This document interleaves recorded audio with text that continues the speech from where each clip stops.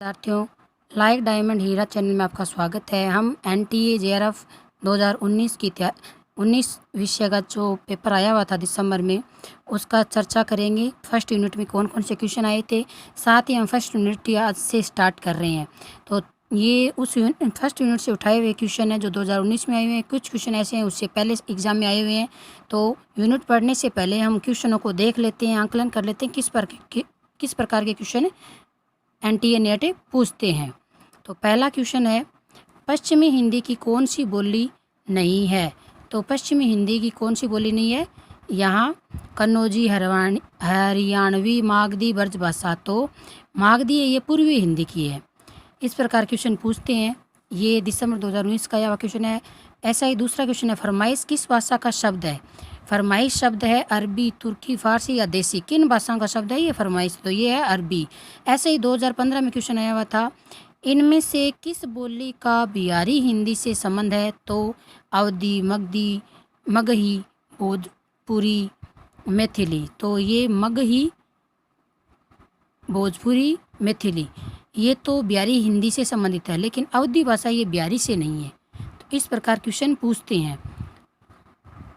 ऐसे ही क्वेश्चन देखो, जुलाई 2018, 16, 15 में पूछे गए हैं, फर्स्ट यूनिट से संबंधित है। तो हम पढ़ लेते हैं एक बार। यूनिट पढ़ने से पहले, अभ्यंतर प्रयत्न के अनुसार वर्णों के भेद है। तो वर्णों के भेद है 3, 4, 2, 5। तो 4 भेद है। अभ्यंतर प्रयत्न के अनुसार वर्णों के भेद 4 होते हैं। अण वर्ण का उच्चारण स्थान है अण। ये देखो, ये दिसंबर 2015 में भी क्वेश्चन पूछा गया है कि इनमें से कौन सा युग्म अघोष ध्वनि, इनमें से कौन सा युग्म अघोष ध्वनि है। तो अघोष ध्वनि प और फ। ये देखो, जून 2015 में क्वेश्चन भी पूछा गया है कि प्रयत्न के आधार पर लय किस प्रकार की ध्वनि है। तो ये पार्श्विक है,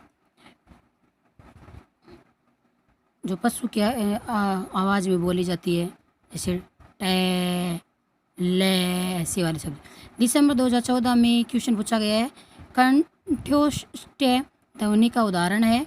तो कंठोष्ठ्य ध्वनि का उदाहरण है क। इनमें से कौन सी ध्वनि संयुक्त व्यंजन है। तो कौन सा है इनमें से, ये चच। मैं बार बार ये चारों क्वेश्चन इसीलिए नहीं बोल रही, टाइम वेस्ट जाता है, आप देख लेना। देखो कितने इजी क्वेश्चन पूछे हुए हैं, लेकिन इसके लिए हमें लगातार प्रैक्टिस क्वेश्चनों को समझने के लिए आवश्यक है। बगैर प्रैक्टिस देखो मित्रों, हम क्वेश्चनों को सॉल्व नहीं कर सकते हैं। इस बात को आपको भी पता है अच्छे से। ये देखो मित्रों, अपनी फर्स्ट इकाई है हिंदी भाषा और उसका विकास। हम हिंदी भाषा और उसका विकास में इन टॉपिकों के बारे में जल्दी से जल्दी चर्चा करेंगे और याद करेंगे और समझेंगे।